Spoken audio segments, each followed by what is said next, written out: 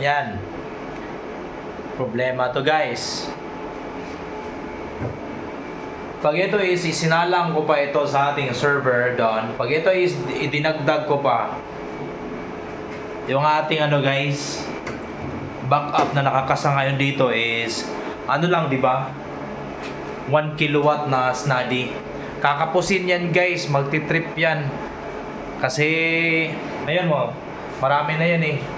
Kaya nga nung napansin ko, di ko rin na research to guys eh.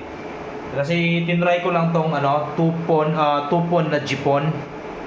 Yun nga lang, isa likod, isa lang siyang power. Wala siyang mayroon siyang may bubuksan sa likod, pwede nating siguro diyan silipin natin yung loob. Pero wala siyang power 2, power 1 lang.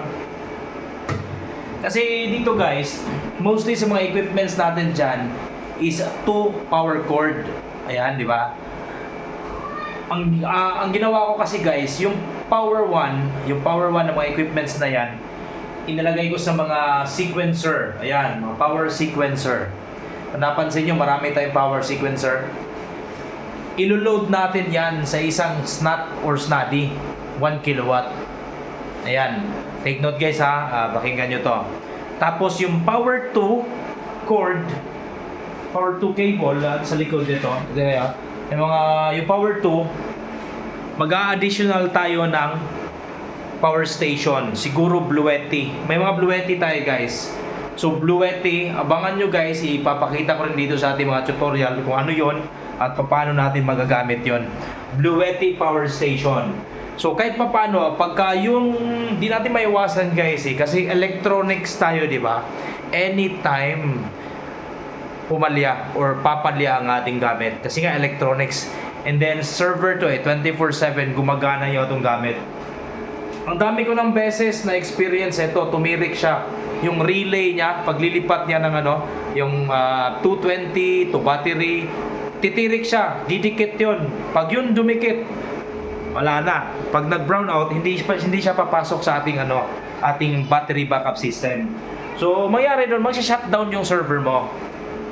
Kaya, doon ko inidiya na mas maganda yung dalawa yung power. Pagka dalawa yung power mo, dalawa yung backup system mo, mas maganda. Ayan. So ngayong mga natin, mga vlog natin, lately, mga videos natin, mga upcoming videos natin, more on focus tayo konti sa mga power backup system. Mga tips and tricks, kung ano yung mga ginawa ko. Note guys ha, hindi po ito the best option. Maraming options guys. Pero ito is pinagtagpi-tagpi ko lang ano yung mga equipments ko na pwede ko siyang gamitin at magiging effective siya on my end. Gaya na ito guys Abangan nyo rin, ATS. Ituturo ko dito kung paano ito yung wiring, isa-set up, at ano yung mga ginagawa ko na ito. Ituturo ko separate video guys. So, yun lang guys for now. Abangan nyo, ililipat natin yung mga power 2 sa power station natin.